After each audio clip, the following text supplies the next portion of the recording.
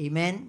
It is a part, it must be a part of our life because it is our communication with God. Be careful for nothing, but in everything, by prayer and supplication with thanksgiving, let your request be made known unto God. Verse 7, and the peace of God, which passeth all understanding, shall keep your hearts and minds through Christ Jesus. Sa panalangin po, mga kapatid, nagkakaroon tayo ng kapayapaan ng ating pag-iisip. Nagkakaroon ng kapanatagan ng ating damdamin. Amen? Do you believe that? Pastor, bakit nung nanalangin ako, hindi panatag ang aking kalooban at hindi nagkaroon ng kapayapaan ang aking pag-iisip? Baka, ayun ang ating pag-uusapan, mga kapatid. Baka meron pa tayong hindi binibigay sa Kanya. In prayer, we must experience the presence of God. Prayer is not about ourselves. It is about Him. Amen. This is very common topic about prayer, and I believe it is only the Holy Ghost. Ang Holy Spirit lang ang talagang pwedeng makapagturo sa atin how to pray. And let's ask the Holy Spirit to guide us this morning. Lord Jesus, we need you, Lord God. Nawa, ang mensahe na to, Panginoon, ay magbago ng aming mindset and revitalize our prayer life, O Lord Jesus. That prayer is not about routine. That prayer is not about kung kailangan lang namin, Panginoon. But prayer, Lord, is having presence and enjoying your presence, O God. That prayer is all about you, Lord, and not about us, O God. Hallelujah. Maraming salamat po. Alam ko po na naunguna ka ngayong umagang ito. Bless your people, Lord, and use your servant, O God, to deliver your word. Hallelujah. At this unworthy vessel, O Lord Jesus, have your way, O God. In the mighty name of Jesus Christ, we pray. Lahat tayo magsabing, Amen. Minsan papapurihan natin ang ating Panginoon. Praise God, praise God. At malaya po tayo makakaupo sa kanyang presensya, mga kapatid. Praise God. Prayer. Everybody say prayer. So this is, palagay ko, hindi naman to mabigat na mensahe, mga kapatid. So ayaw ko na kayong mas lalong pagpawisan kasi pawis na kayo. So this is just a simple message, but I hope and I pray that it will touch us, our lives and our prayer life, mostly, mga kapatid. Hallelujah. As I say, prayer is not something we do, but rather, prayer is an experience of God's presence. May tanong ako, mga kapatid. Yung prayer ba para sa lahat? Ang prayer po ba ay para lamang sa mga naglilingkod at naniniwala sa Diyos? O ang prayer po ay para sa lahat? Both saved and unsaved. And we can see and have proof in the Bible, mga kapatid, na kahit sino po ay pwedeng tumawag sa Diyos. Ano man ang iyong sitwasyon, ano man ang iyong kalagayan, ano man ang iyong eksena sa buhay, mga kapatid, you are welcome in the presence of God and you can call God anytime. Hindi ba napakagandang pribilehiyo yun, mga kapatid? And we can see that even the unsaved people can call on the Lord. Pwede silang tumawag sa Panginoon. I can cite a few examples, mga kapatid, in the Bible where people who don't really believe in God, hindi sila wala sa Diyos, wala silang takot sa Diyos, pero tumawag sila sa Panginoon at nakinig ang Diyos sa kanila. We know King Ahab na pinakasalan at may asawa niya si Jezebel, isa sa pinaka-wicked na queen, at si King Ahab, isa sa pinaka-evil na king. Makikita natin sa Bible, mga kapatid, nang siya po ay tumawag sa Panginoon, may lumapit sa kanyang propeta at pinaalalahanan siya. Siya po ay tumawag sa Diyos, and the Lord heard him. Nakinig pa rin ang Diyos sa kanya. Kahit gaano na kadami ang kanyang nagawang pagkakamali at pagkukulang, maraming tao ang takot sa Diyos, tumawag sa Diyos, dahil naisip nila, marami akong nagawang pagkakamali, kasalanan, at hindi ako papakinggan ng Panginoon. Actually, mga kapatid, yun na yun ang hinahanap ng Diyos. Huwag naman natin gawin na yun pala ang hinahanap ng Panginoon. So gagawa na ako ng lahat ng kasalanan para ako'y pakinggan niya, mga kapatid. Actually, mga kapatid, sa time na tayo po ay maraming nagawang pagkukulang at pagkakamali, yun yung panahon na kailangan natin ang mercy at ang habag ng ating Panginoon. Amen. And we can come boldly unto the throne of grace. Napakalaking pribilehiyo, mga kapatid. Napakabuti ng Diyos. The people of Nineveh, nung sila po ay pinadalhan ng propeta ng Diyos, yet in 90 days, sabi niya, masisira tong syudad na to. At yung mga tao na para bagang walang pakialam sa Panginoon, ay tumawag sa Diyos. At ang Diyos po ay nakinig sa kanila. Amen. Napakabuti ng Panginoon, mga kapatid, ano? So wag nating sabihin at wag nating isipin na itong mga taong to napakasama. Napakasama ng kanilang budi, ang dami ng kanilang mga nagagawa. Hindi sila papakinggan ng Panginoon kahit anong prayer niyan. Pero if that prayer comes out of the heart at nangangailangan ng kaligtasan, mga kapatid, alam ng Diyos ang kanyang pinakikinggan. Napakabuti ng ating Panginoon. The people in Asia, Lydia, nung bago pumunta yung mga apostoles ay pinakinggan na ng Panginoon, mga kapatid. Sa Book of Acts chapter 10 verse 4, kung kilala nyo si Cornelius, hindi pa siya ligtas, hindi pa siya bautismado sa pangalan ng ating Panginoon, hindi pa siya nakareceive ng Holy Ghost, pero ang sabi ng Bible, yung kanyang prayer came up as a memorial before God. Huwag nating isipin, mga kapatid, yung hindi pa nagpabaptize yan. Hindi pa ligtas yan. Hallelujah, hindi pa nakareceive yan ng Holy Ghost. Hindi yan papakinggan ng ating Panginoon. Pero napakalinaw sa Bible, mga kapatid, na si Cornelius, dahil sa kanyang panalangin, pinakinggan siya ng Panginoon at doon siya nakatanggap ng kaligtasan.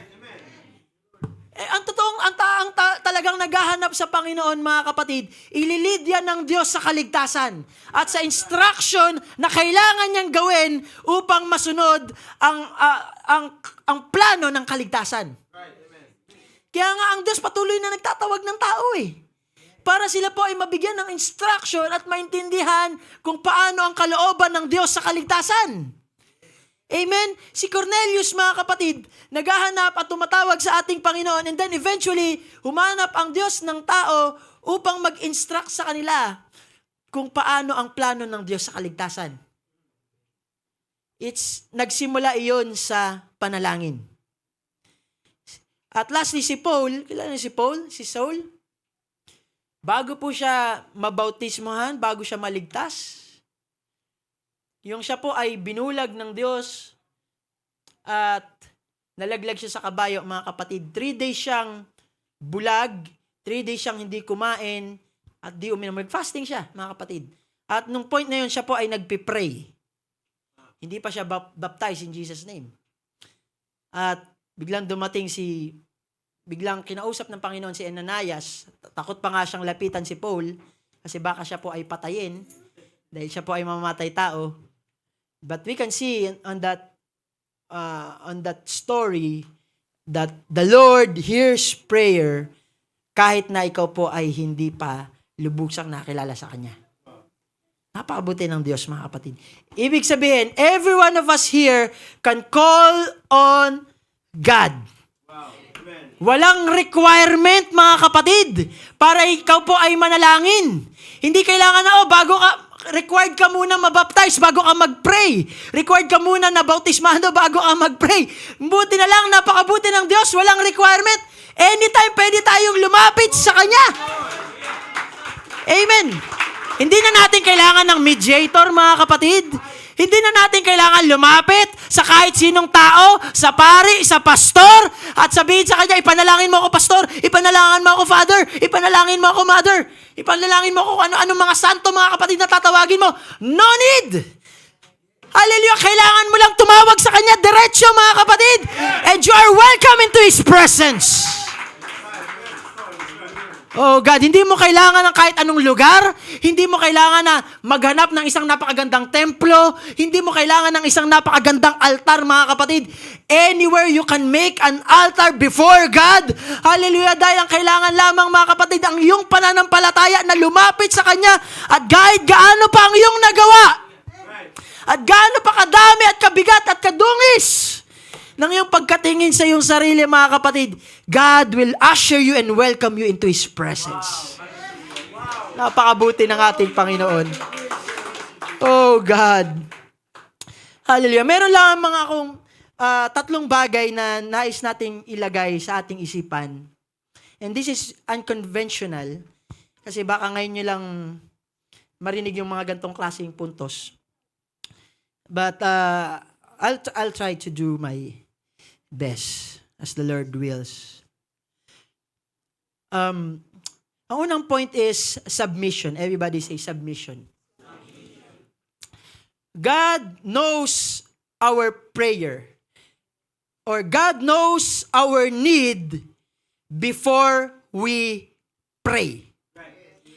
Alam na ng Diyos ang ating pangangailangan bago pa tayo manalangin. Tama o mali? Ma-agree kayo sa akin? So, if God knows our need bago pa tayo mag-pray, so prayer is not about needs. Yes, that's right. Alam niyo na eh. Tama? Kung ang prayer is about a need, then every need should be answered. Kung ang purpose ng prayer dahil sa need, di sana sinagot na ni Lord lahat ng ating mga kailangan at pangangailangan. Sana wala ng gera. Sana wala ng sakit, gumaling na lahat. Sana lahat ng relationship ay maayos na. But based on kung ano nangyayari, mga kapatid, kapag tayo pa yung humihiling, hindi naman sinasagot lahat ng Panginoon. Base sa ating sariling mga pananaw. Wala na sanang kahirapan. Wala na sanang nag-aaway-away. Wala na sanang masama. Kasi pinag-pray mo na Lord, lahat ng masama, kunin mo na. Sinagot agad ni Lord. Tsak. Wala natira. Pati ikaw nasama.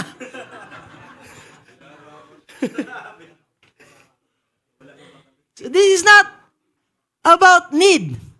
Pero gusto ko lang gawing disclaimer, mga kapatid. Most of our prayers, tingnan nyo, most of our prayers focus on the need. And actually, ang need, ang pangailangan, it serves a purpose. Okay, ang purpose ng need is this. Need turns us to God. Ang pangailangan po, ang siyang naglalagay sa atin upang tayo po ay lumingon sa Panginoon. And most miracle in the Bible ay nagsisimula sa pangailangan. Okay? Nagsimula sa pangailangan. Ang widow ano ba yung widow? Yung balo na nangailangan. So, bago nagkaroon ng miracle, meron siya pangailangan. Nagkaroon ng miracle sa oil na bigla na lang dumami at hindi naubos because there's a need. Tama? And actually, halos lahat, every miracle in the Bible started with a need. Yung first miracle ni Jesus Christ sa wedding of Cana, dahil may pangangailangan sila na alak. Pastor, pwede na kami mag-alak. Tumigil kayo dyan. Ayun yung tawagin ko kayo, mga kapatid.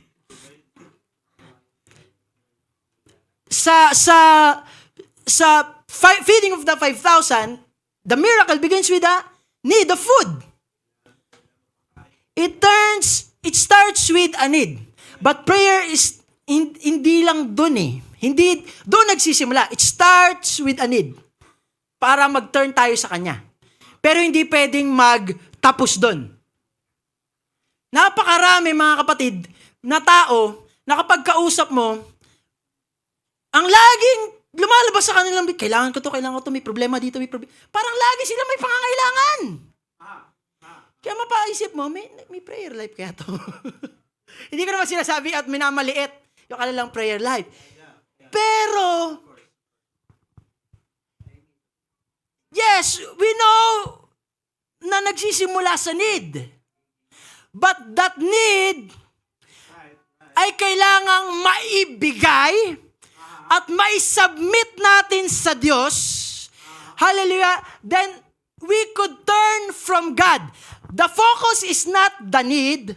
The focus is the source. Right. Amen. Focus is the source. Hindi nyo na-gets mga kapatid? Magsisimula sa need. Okay, magsisimula sa need. Hallelujah. Pero yung need na yon, kailangan mong, kaya na sinabing submit, di ba? Kailangan nating ibigay lahat sa Kanya. Hallelujah. At hindi tayo magfo-focus sa need, kundi magfo-focus tayo sa source na magbibigay ng need. Prayer is not, ang prayer po, ang focus ay hindi ang need. Ang focus ay ang source. Right. Amen. Yes, Pastor. That's right. Pag binigay mo na yung need mo sa Panginoon, pagkatiwalaan mo na siya at sa Kanya ka na mag-focus, wag na dun sa problema mo. Kasi pag puro problema inisip mo, problema pa rin lalabas sa bibig mo, problema. Pero kapag nag-focus ka sa source, hallelujah, ng iyong problem, everything will come into the background. Mag-fade sila. Oh, I know my God is my Redeemer. I know my God is my strength. I know my God will resolve these things. I know there is a powerful God that knows my need. Nakita niyo yung mindset, pinagkaiba ng mindset ng nakafocus sa need versus dun sa nakafocus sa Kanya? Magkaibang prayer yan. Pero pag natutunan natin kung paano ibigay lahat sa Kanya, that's total submission before God. Alam ko mga kapatid, hindi naman mauubos yung problema natin sa mundong to eh. Habang tayo po ay nabubuhay, may problema ka. Sabihin mo sa iyong katabi, laki ng problema mo, no? Tama ba, mali? May mga problema tayo, kanya-kanya problema. Laki yung problema ko. Wag na natin pag-usapan yun. Because we have a God. Meron tayong Diyos na makapangyarihan. Hallelujah, na nakakaalam lang lahat ng ating pangangailangan. Hallelujah. The more you focus on that thing, the more na yun ang namamagnify. The more na, problema to. Yan lang maglalaro talaga sa isip mo. Pero ang sabi ng Bible, magnify the Lord with me and let us exalt His name together. Ano ang minamagnify? Si Lord, hindi yung problema, mga kapatid. Kaya lagi natin siyang papurihan, lagi natin siyang sambahin, and every time we go on to Jesus, every time na tayo po'y lalapit sa Kanya, yes, meron akong need. Yes, meron akong pangangailangan. Pero Panginoon, ibibigay ko sa lahat sa iyo to. Isasubmit ko sa iyo to. Ipapasa ko sa iyo to. And I will turn to you, O God. Pagkakatiwala ko sa iyo lahat. That's prayer. Kasi alam mo naman, Lord, yung need ko, di ba? Ba't natin pag-usapan niya? Alam mo, halimbawa, nawalan ka ng trabaho, mga kapatid. Ang katrabaho. You are doing your best para magtatrabaho ko. Kailangan ko itong magtrabaho ko. Hindi naman maiwasan na magplano ka, gagawa ka ng paraan. Ang sabi ng Bible, be careful for nothing. Huwag kang mag-alala. Binasa natin, be careful for nothing. But in everything, by prayer and supplication with thanksgiving, let your requests be made known to God. And the peace of God, which passeth all understanding, shall keep your hearts and minds through Christ Jesus. You know, you have total dependence and you have fully submitted everything to God kapag meron ng kapayapaan ng iyong puso at isipan. Wow. Hallelujah. Wow. Kapag nagpe-pray ka at walang kapayapaan, malamang hindi mo pa naibigay lahat sa Kanya. Total surrender or total submission before Him. Wow! Minsan talagang binibigyan tayo ni Lord ng need. Alam mo bakit? Para mag-turn tayo sa Kanya. Ayun lang ang purpose ng need. Pero hindi magtatapos doon. Ang gustong pakita ng Panginoon, makapangyarihan ako more than sa iyong need. Gusto niya ipakita yun. Kaya lang minsan di tayo lumahalagpas eh. Meron akong need. Andito ako. Yes, Lord, meron akong need. Andito nga ako. Makapangyarihan ako. You get that? Amen. Every time you approach His throne, Lord, I present my need. Pero alam kong makapangyarihan ka. Nawalan akong trabaho, Lord, ba't ako mag-aalala? Merong mag-asawa, wala sila trabaho. Ito isa pa to, mga kapatid. Nag-aalala kasi hindi makasimba kasi merong gagawin. Merong pagkakitaan. Nag-aalala ba? Paano kaya ito Sunday? Ay, unahin ko to kasi pagkakitaan to eh. Kailangan ko mabuhay. If you fully surrender to God, madali lang. Di ka na madali lang mag-decide. Hallelujah, na everything, God is under your control. Di ako mag-aalala kasi nakikita mo ko, Panginoon. Totally surrendered ako, totally nagtitiwala ako sa iyo. Yes, mahirap sitwasyon ko. Bakit? Meron naman akong Diyos At hindi na mahirap makaligtaan yung Sunday kapag meron kang pasok ng Sunday. Or meron kang kailangan gawin ng Sunday. Amen? Amen. Hindi ko kayo ginigil trip, mga kapatid. Pero what I'm saying is, subukan niyo ang Panginoon. Hallelujah.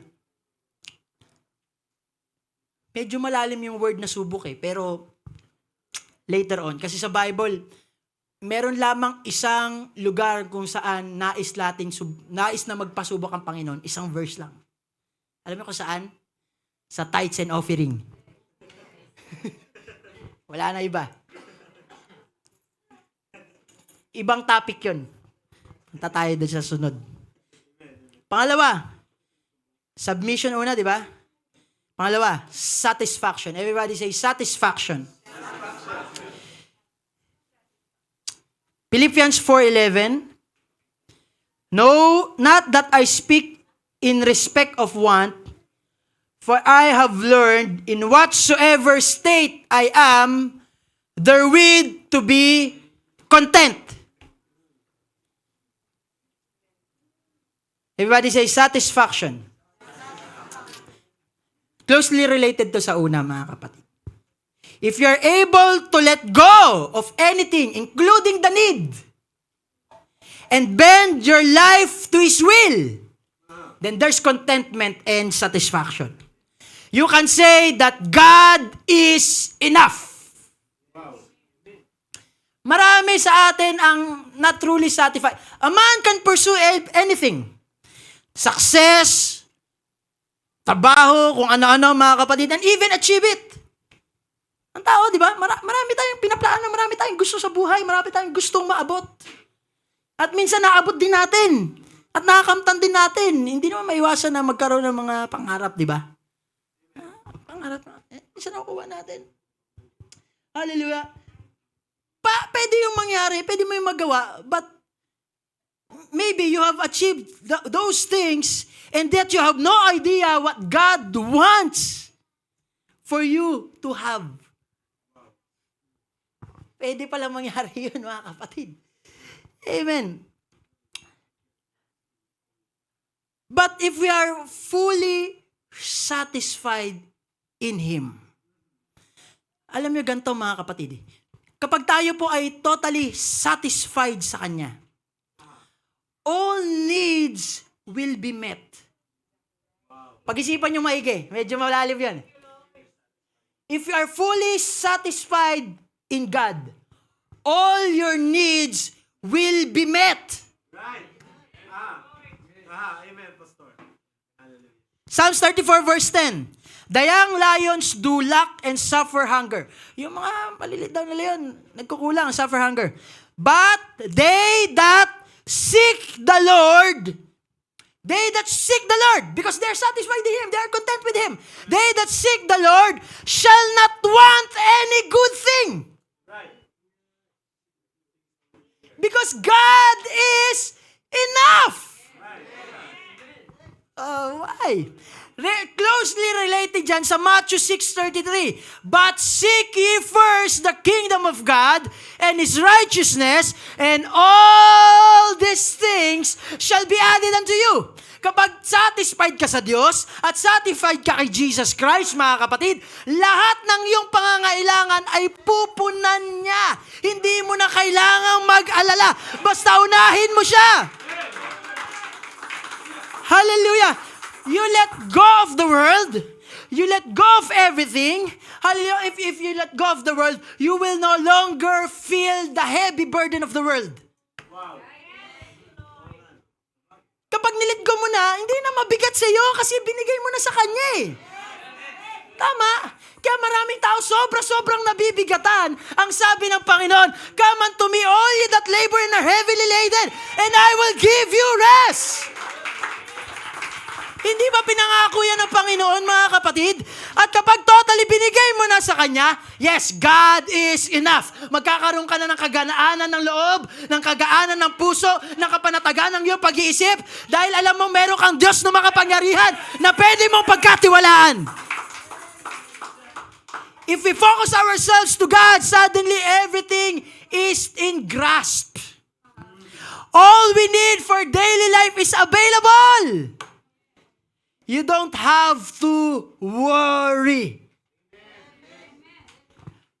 Hallelujah. This is total trust and submission before God. Baka ang iba hindi masyado makarelate at makamove on. Paano ba yung ibig mo sabihin?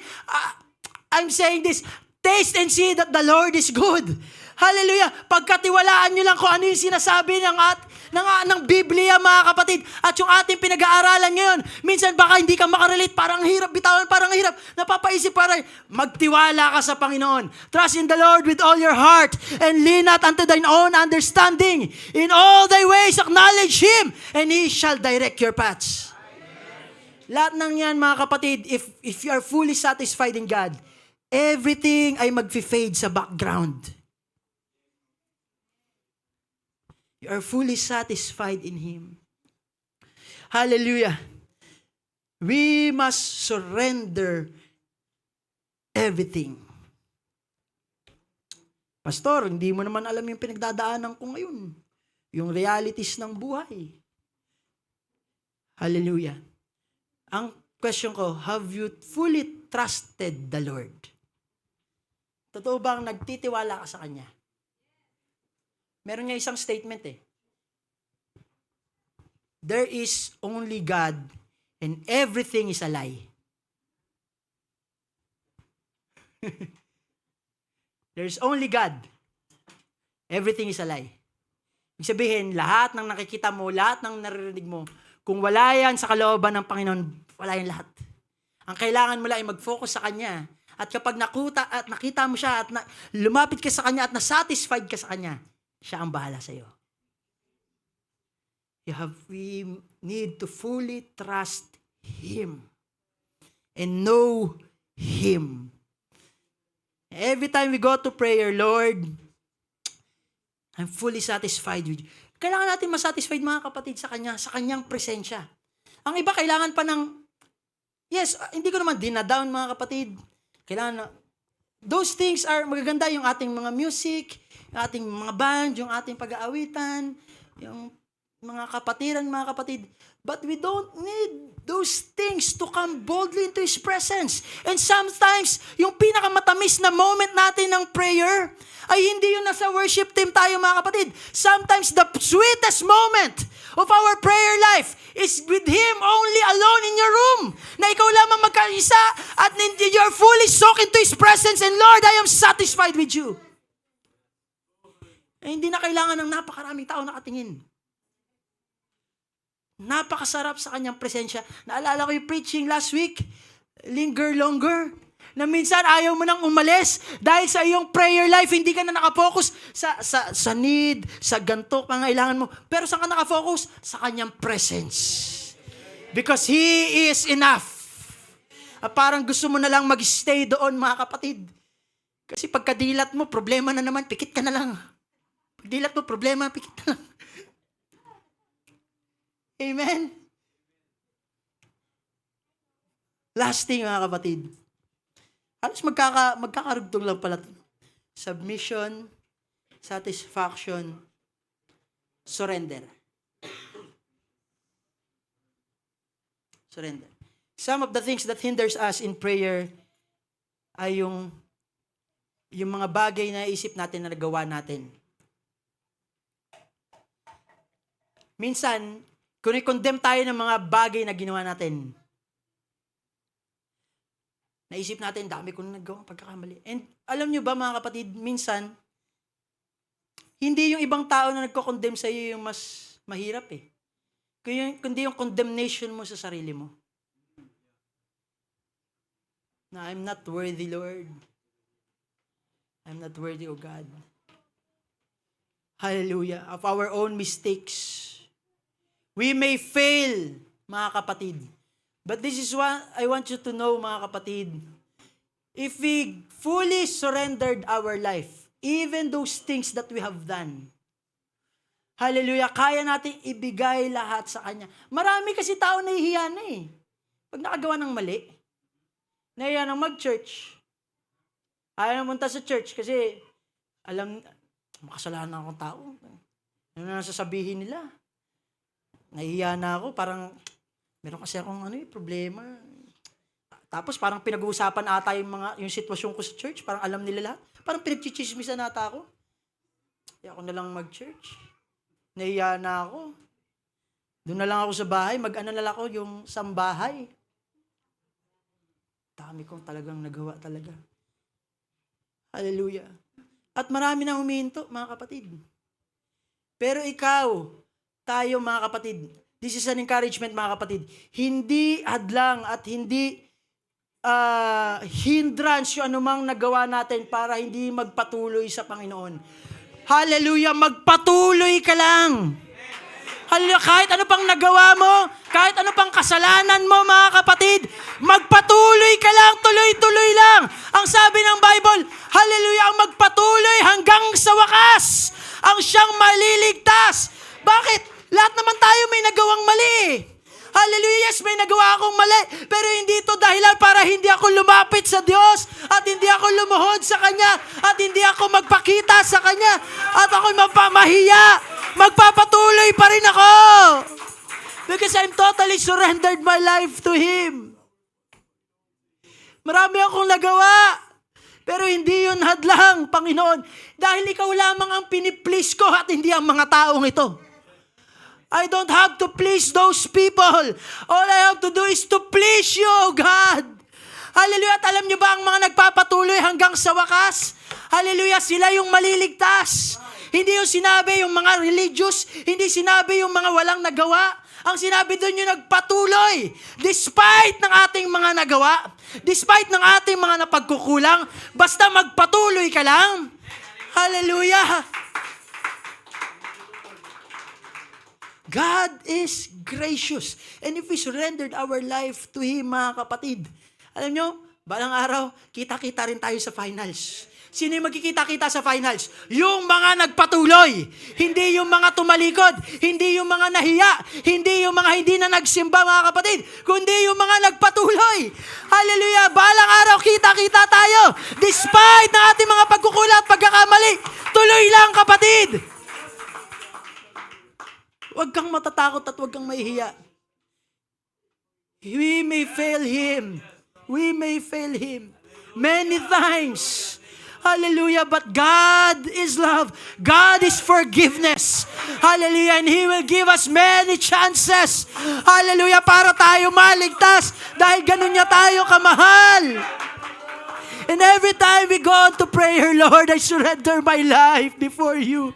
Hallelujah. Marami akong pagkukulang at pagkakamali, Panginoon. Pero ito, buhay ko, tulungan mo ako. I'm satisfied with you, O God. Surrendered will. Ibigay na natin sa Kanya yung mga nagawa natin. Ibigay natin sa Kanya yung mga pagkukulang natin. I surrendered my life to you, God. It's not about me anymore. This is about you. Prayer is about Him. It's not about us. Hallelujah. Hindi ito para sa atin. Ang prayer po, ang focus hindi tayo. Ang focus ng prayer ay laging siya. It's not what I can do, but what my God can do. Dahil kung sa gawa ko lang, marami ako pagkukulang, marami ako pagkakamali, marami ako pangailangan.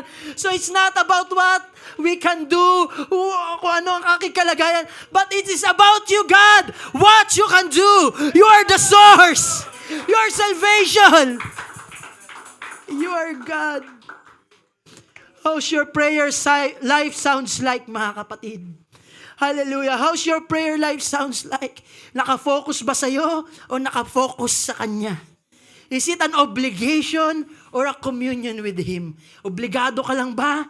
Hallelujah. Dahil mag-pray or lagi ka pupunta ka sa Kanyang presensya dahil gusto mo na siyang ma-meet at gusto mo siyang makilala.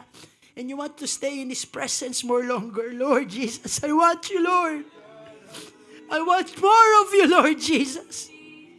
Everything will fade in the background kapag siya po ang na-magnify at siya po ang nadakila. Napakabuti ng ating Panginoong Hesus. Hallelujah. We love you, Lord. We love you, Lord Jesus. We love you because you first love us, oh God. Minahal niyo po kami, Panginoon. Hallelujah, hallelujah. Maaari ba tayong lahat ay tumayo, mga kapatid? Hallelujah.